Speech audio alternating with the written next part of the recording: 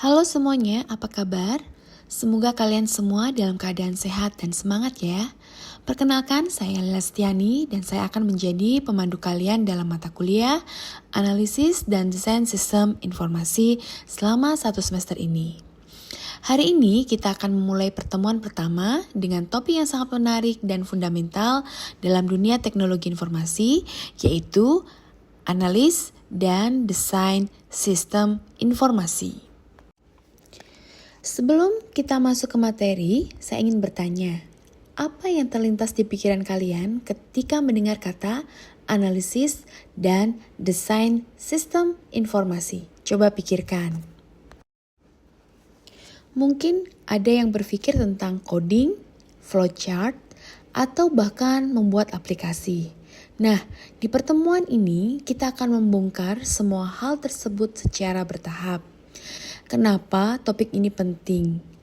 Karena di era digital seperti sekarang, hampir semua aspek di kehidupan kita bergantung pada sistem informasi. Mulai dari aplikasi e-commerce, sistem perbankan, hingga platform media sosial. Semuanya dirancang melalui proses analisis dan desain yang matang. Tanpa analisis dan desain yang baik, sistem informasi yang dihasilkan bisa berantakan, tidak efisien, atau bahkan gagal memenuhi kebutuhan pengguna. Pada pertemuan pertama ini, kita akan membahas 3 poin utama. Yang pertama, apa itu analisis dan desain sistem informasi? Kedua, mengapa proses ini penting dalam pengembangan sistem? 3, apa saja tahapan dalam analisis dan desain sistem informasi? Baiklah, mari kita mulai dengan pertanyaan dasar. Apa itu analisis dan desain sistem informasi? Secara sederhana, analisis dan desain sistem informasi adalah proses memahami, merencanakan, dan merancang sistem informasi yang efektif dan efisien untuk memenuhi kebutuhan pengguna atau organisasi. Proses ini terdiri dari 2 bagian utama, yaitu 1. Analisis sistem dan desain sistem. Mari kita bahas satu persatu. Analisis sistem adalah tahap di mana kita mempelajari dan memahami masalah atau kebutuhan yang ada. Ini seperti menjadi detektif yang mencari tahu apa yang sebenarnya dibutuhkan oleh pengguna atau organisasi. Di tahap ini kita akan 1. Mengidentifikasi masalah atau kebutuhan yang ingin diselesaikan.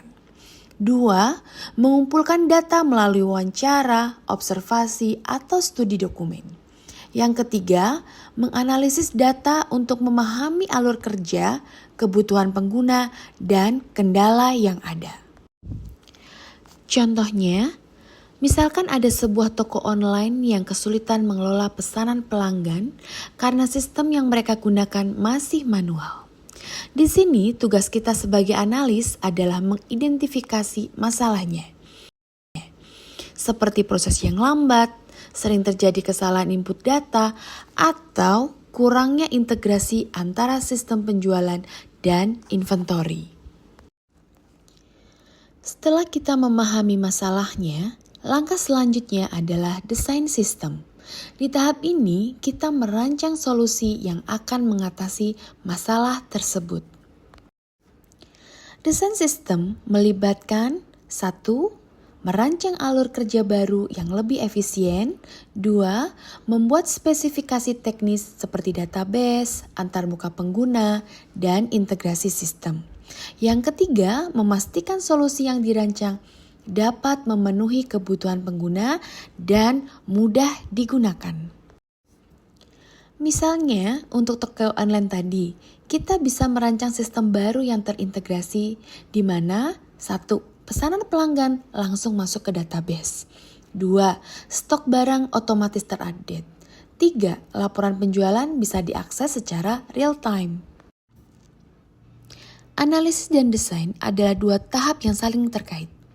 Analisis membantu kita memahami apa yang dibutuhkan, sementara desain membantu kita merancang bagaimana memenuhi kebutuhan tersebut. Tanpa analisis yang baik, desain sistem bisa jadi tidak sesuai dengan kebutuhan pengguna. Sebaliknya, tanpa desain yang baik, solusi yang dihasilkan mungkin tidak efektif atau sulit digunakan.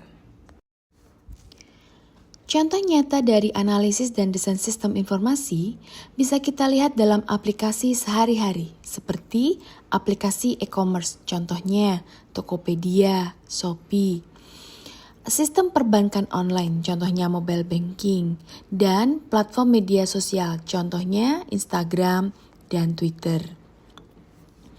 Di balik aplikasi-aplikasi tersebut, ada proses analisis dan desain yang matang. Misalnya, sebelum membuat aplikasi e-commerce, tim developer harus menganalisis kebutuhan pengguna melalui contohnya menganalisis kemudahan berbelanja, keamanan bertransaksi. Selain itu juga, tim developer harus merancang sistem yang mendukung fitur-fitur tersebut. Contohnya, keranjang belanja, metode pembayaran, dan notifikasi. Tentunya kalian sangat ingin tahu mengapa analisis dan desain sistem informasi itu penting. Berdasarkan case kasus tadi, tentu kita akan dapat mengetahui alasannya. 1. Analisis dan desain sistem membantu menghemat waktu dan biaya dengan menghindari kesalahan sejak awal. 2. Memastikan sistem yang dibuat sesuai dengan kebutuhan pengguna. Yang ketiga, meningkatkan efisiensi dan produktivitas organisasi. Jadi, bisa dikatakan bahwa analisis dan desain sistem informasi adalah pondasi dari pengembangan sistem yang sukses. Tanpa pondasi yang kuat, sistem yang dihasilkan bisa berantakan atau tidak bermanfaat. Oke, itu dia penjelasan singkat tentang apa itu analisis dan desain sistem informasi. Setelah kita memahami apa itu analisis dan desain sistem informasi, sekarang mari kita bahas mengapa proses ini sangat penting dalam pengembangan sistem. Ada beberapa alasan mendasar mengapa analisis dan desain tidak boleh dilewatkan. Mari kita bahas satu persatu. 1. Memastikan sistem sesuai dengan kebutuhan pengguna. Alasan pertama adalah memastikan sistem yang dibangun benar-benar sesuai dengan kebutuhan pengguna. Tanpa analisis yang mendalam, kita bisa saja membuat sistem yang canggih, tetapi tidak berguna bagi pengguna. Contohnya, bayangkan kita membuat aplikasi e-commerce dengan fitur-fitur canggih seperti AI, rekomendasi produk. Tetapi pengguna kesulitan untuk melakukan checkout karena prosesnya terlalu rumit. Di sini, analisis kebutuhan pengguna akan membantu kita memahami bahwa kemudahan checkout adalah prioritas utama. 2. Menghemat waktu dan biaya. Alasan kedua adalah menghemat waktu dan biaya. Proses analisis dan desain yang baik membantu kita mengidentifikasi masalah sejak awal, sehingga kita tidak perlu mengulang atau memperbaiki sistem di tengah jalan. Misalnya, jika kita langsung membuat sistem tanpa analisis yang mendalam, bisa jadi di tengah proses kita menyadari bahwa sistem tidak sesuai dengan kebutuhan bisnis. Akibatnya, kita harus mengulang dari awal yang tentu memakan waktu dan biaya lebih besar. Alasan ketiga adalah meningkatkan efisiensi dan produktivitas. Sistem yang dirancang dengan baik akan membantu pengguna menyelesaikan tugas dengan lebih cepat dan mudah. Contohnya, sebuah perusahaan yang menggunakan sistem manajemen inventory terintegrasi. Dengan sistem ini, staf tidak perlu lagi mencatat stok secara manual. Semua data bisa diakses secara real time sehingga pengambilan keputusan menjadi lebih cepat dan akurat. Alasan keempat adalah meminimalkan resiko kegagalan. Analisis dan desain yang baik membantu kita mengidentifikasi potensi masalah sebelum sistem diimplementasikan. Misalnya, jika kita tidak menganalisis kebutuhan pengguna dengan baik, sistem yang kita buat mungkin tidak bisa menangani jumlah pengguna yang besar. Akibatnya, sistem bisa crash saat digunakan oleh banyak orang. Alasan kelima adalah memastikan keamanan dan kualitas sistem. Analisis dan desain yang baik membantu kita mengidentifikasi potensi kerentanan keamanan dan memastikan sistem memenuhi kebutuhan kualitas yang diharapkan. Contohnya, dalam sistem perbankan online, analisis dan desain yang baik akan memastikan bahwa data nasabah aman dari serangan cyber. Tanpa analisis yang mendalam, sistem bisa rentan terhadap kebocoran data atau serangan hacker. Alasan terakhir adalah memudahkan pemeliharaan dan pengembangan sistem di masa depan. Sistem yang dirancang dengan baik akan lebih mudah untuk di-upgrade atau diperbaiki jika ada masalah. Misalnya, jika kita merancang sistem dengan arsitektur yang modular, kita bisa dengan mudah menambahkan fitur tanpa mengganggu bagian sistem yang sudah ada. Oke, itu dia penjelasan tentang mengapa proses analisis dan desain sistem informasi sangat penting dalam pengembangan sistem. Sekarang, mari kita lanjutkan ke poin berikutnya. Apa saja tahapan dalam analisis dan desain sistem informasi? Setelah kita memahami pentingnya analisis dan desain sistem informasi, sekarang mari kita bahas tahapan-tahapan yang harus dilalui dalam proses ini. Proses analisis dan sistem informasi biasanya terdiri dari beberapa tahap yang saling terkait. Mari kita bahas satu persatu. Tahap pertama adalah identifikasi masalah dan kebutuhan. Di sini, kita berperan sebagai detektif yang mencari tahu apa yang sebenarnya dibutuhkan oleh pengguna atau organisasi. Beberapa aktivitas yang dilakukan di tahapan ini meliputi mewawancarai pengguna untuk memahami kebutuhan mereka. 2. Mengamati proses bisnis yang sedang berjalan.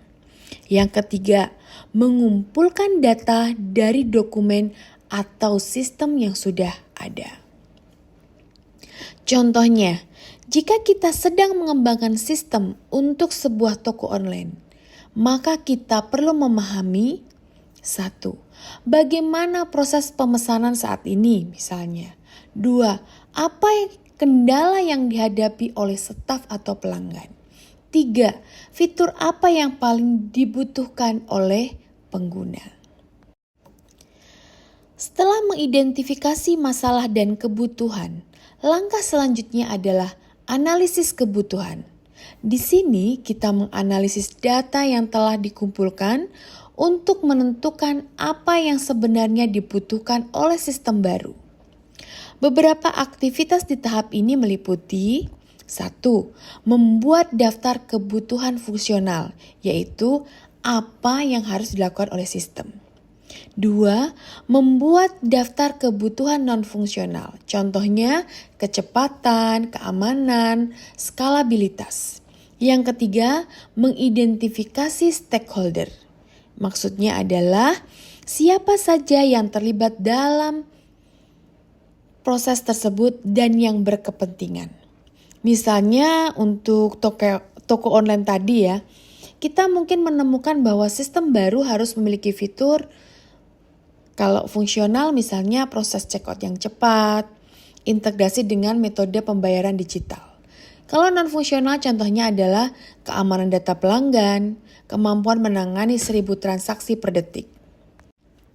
Setelah kebutuhan dianalisis, kita masuk ke tahap perancangan sistem. Di sini kita mulai merancang bagaimana sistem akan bekerja untuk memenuhi kebutuhan yang telah diidentifikasi. Beberapa aktivitas di tahap ini meliputi membuat diagram alur data atau data flow diagram untuk menggambarkan alur informasi. 2. Mendesain antarmuka pengguna yaitu UI UX yang user friendly. Yang ketiga, merancang database untuk menyimpan data dengan efisien. Contohnya untuk toko online, kita bisa merancang antarmuka pengguna yang memudahkan pelanggan mencari produk dan melakukan checkout. Kemudian, database yang menyimpan informasi produk, pelanggan, dan transaksi. Serta integrasi dengan sistem pembayaran dan pengiriman. Setelah sistem dirancang, kita masuk ke tahap implementasi sistem. Di sini, sistem yang telah dirancang mulai dibangun dan diuji. Beberapa aktivitas di tahap ini meliputi pengembangan code berdasarkan desain yang telah dibuat. 2. Pengujian sistem untuk memastikan tidak ada bug atau kesalahan. 3. Pelatihan pengguna agar mereka bisa menggunakan sistem dengan baik. Misalnya untuk toko online yang kita buat tadi, membangun fitur-fitur seperti keranjang belanja, checkout, dan manajemen stok. Kemudian menguji sistem untuk memastikan semua fitur bekerja dengan baik. 3. Melatih staf toko untuk menggunakan sistem yang baru. Tahap terakhir adalah evaluasi dan pemeliharaan.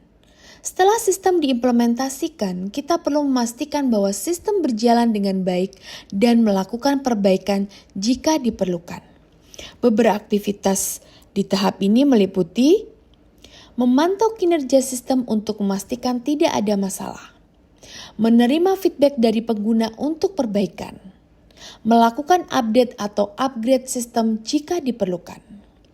Contoh untuk toko online, kita akan memantau apakah sistem bisa menangani beban pengguna yang tinggi, menerima feedback dari pelanggan tentang kemudahan penggunaan, kemudian menambahkan fitur baru seperti rekomendasi produk berdasarkan AI.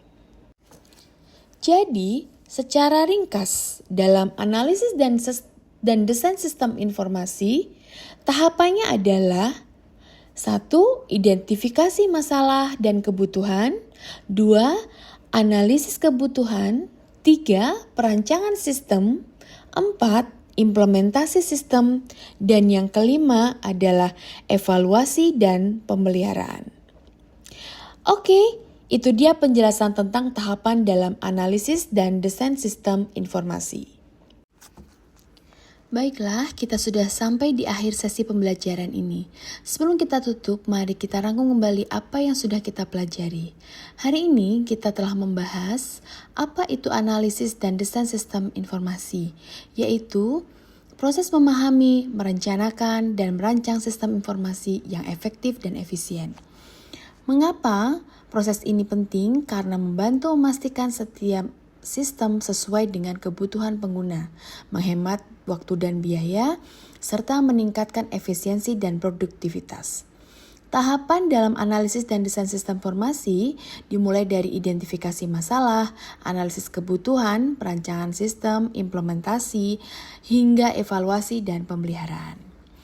Selain itu, kita juga sudah melihat beberapa contoh nyata dan studi kasus yang menunjukkan betapa pentingnya analisis dan desain dalam pengembangan sistem informasi.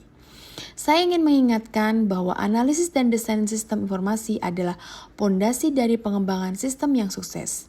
Tanpa pondasi yang kuat, sistem yang dihasilkan bisa berantakan atau tidak bermanfaat. Jadi, saya berharap kalian bisa menerapkan pengetahuan ini dalam proyek-proyek kalian, baik di kampus maupun di dunia kerja nanti. Ingat, setiap sistem yang hebat dimulai dari analisis dan desain yang matang. Untuk langkah selanjutnya, kalian bisa membaca lebih banyak literatur tentang analisis dan desain sistem informasi, mempelajari tools dan teknik yang digunakan dalam proses ini, seperti DFD dan UI UX. Berdiskusi dengan teman jika ada hal yang kurang jelas atau dapat berdiskusi dengan saya. Sampai jumpa di pertemuan berikutnya, di mana kita akan membahas topik yang lebih menarik lagi. Jangan lupa untuk mempelajari materi hari ini dan mempraktikannya dalam tugas atau proyek kalian. Tetap semangat, tetap sehat, dan sampai jumpa. Selamat belajar.